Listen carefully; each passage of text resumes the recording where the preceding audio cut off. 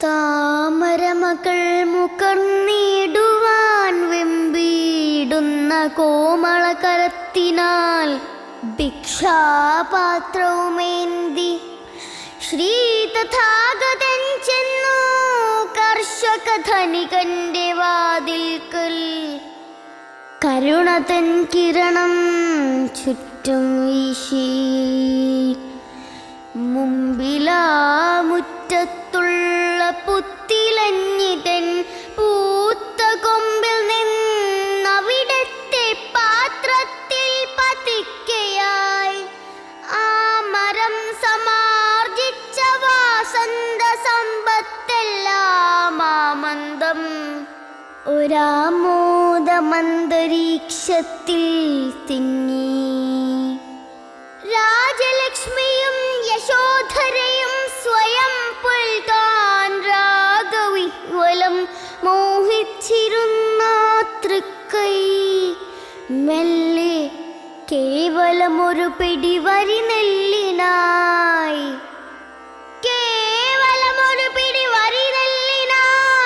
ലോകപാവനം നീട്ടി ദിവ്യശരണത്രൈധനൻ. നെല്ലളന്നിട്ടും കൊണ്ടു നിൽക്കുമാ കൃഷിക്കാരൻ തെല്ലുനീരസമോടെ പിച്ചക്കാരനെ നോക്കി വേല ചെയ്യണം വേല, വേല ചെയ്യണം വേല. സമ്പന്നന കണ്ണിന്റെ മൂല കൂർപ്പിച്ചും കൊണ്ടു തന്നർത്ഥശാസ്ത്രം നീർത്തി. കാവിമുണ്ടുകാർക്കൊക്കെ സുഖിക്കാനുള്ള സത്രം ദ്യോവിലാണവിടേക്ക് പൊയ്ക്കൂടെ വൈകിക്കാതെ. ഞാൻ ഇറക്കുവാൻ ചെന്നാൽ വയലേക്കില്ല ധാന്യം. ജ്ഞാനിയല്ലല്ലോ നിലം വേദാന്തം ശ്രവിക്കുവാൻ. ഒന്നു പുഞ്ചിരിക്കൊണ്ടു ഗൗതമൻ ചൊല്ലി, ഞാനും എന്നോട് നിലയ്ക്കൊരു കൊച്ചു കർഷകനത്രേ. കാടുകൾ പിടിച്ചെഴും മർത്യമാനസത്തിന്റെ മേടുകൾ നിരത്തിയിട്ടൊക്കെയും സമമാക്കി കനിവും അഹിംസയും പ്രേമവും ഒലിപ്പിച്ചു നനവുണ്ടാക്കി ശുദ്ധ സാത്വിക സംസ്കാരത്തിൽ ശാന്ത ജീവിതം വിതച്ചിടുവാൻ ശ്രമിക്കയാം ഞാൻ തനിച്ച്. ശാന്ത ജീവിതം വിതച്ചിടുവാൻ ശ്രമിക്കയാം ഞാൻ തനിച്ച്.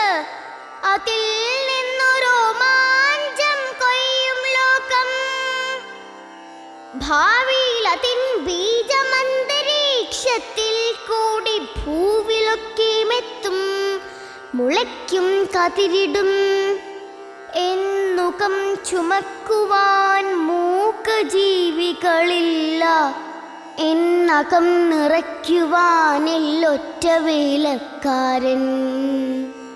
ഞാനൊരു വെറും സാധു കർഷകൻ, വിളവെല്ലാം മാനവർക്കുമായൊപ്പം കൊയ്യുവാൻ കൊടുക്കും ഞാൻ.